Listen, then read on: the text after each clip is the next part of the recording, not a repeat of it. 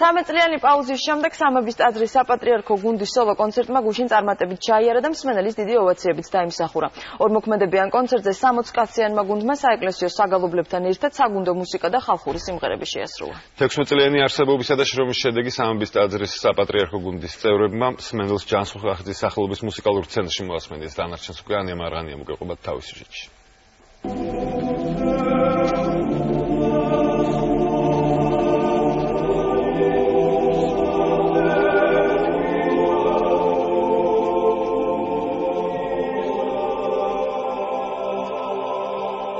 ქართული საეკლესიო საგალობლების სამების ტაძრის საპატრიარქო გუნდის შესრულებით განსაკუთრებულად ჟღერადია.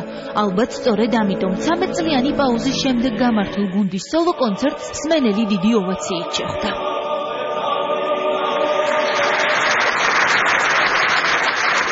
სამების ტაძრის საპატრიარქო გუნდის სრულიად საქართველოს კათოლიკოს პატრიარქის ილია მეორის ლოცვა-კურთხევითა და ინიციატივით 1998 წელს შეიქმნა. 16 წლის განმავლობაში გუნდმა შეისწავლა ქართული შუა საუკუნეთა უნიკალური პოლიფონიური გალობა. სამების კათედრალის გუნდის რეპერტუარის მნიშვნელოვან ნაწილში ადგენს ახალი ქართული საეკლესიო მუსიკაც.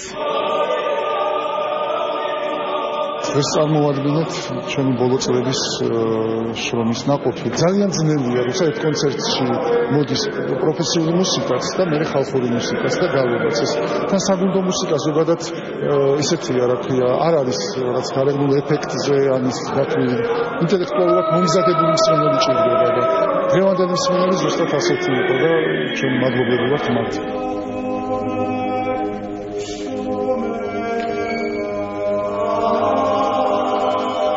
სამების საპატრიარქო გუნდი საქართველოს ეკლესიის მთავარი მუსიკალური კოლექტივია. საეკლესიო კომპოზიტორთა შორისაა საქართველოს ეკლესიის პატრიარქი ილია მეორე. მისი მრავალი მუსიკალური ქმნილების პირველი შემსრულებელი სწორედ წმინდა სამების გუნდია.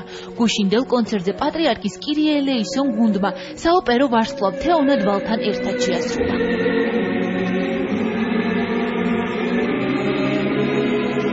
ამ კონცერტის შესახებ შევიწყვეტ რამდენიმე დღის წინ. ვიმყოფებოდი ქალაქ რომში და ზუსტად დღეს დილით ჩამოვედი.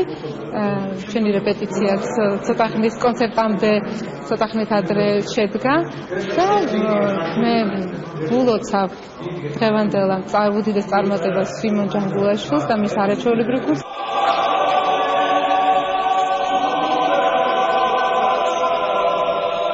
სამების გუნდის რეპერტუარში შედის თანამედროვე ქართველ კომპოზიტორთა საგუნდო ნაწარმოებებიც.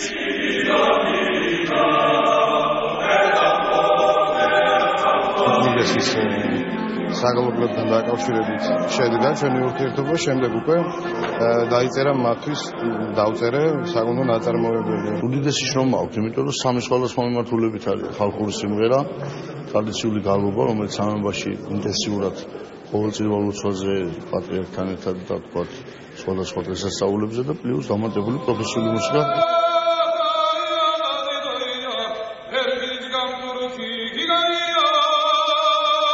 ორმოქმედებიან კონცერტზე 60 კაციანმა გუნდმა საეკლესიო საგალობლებთან ერთად საგუნდო მუსიკა და ხალხური სიმღერები ააჟღერა.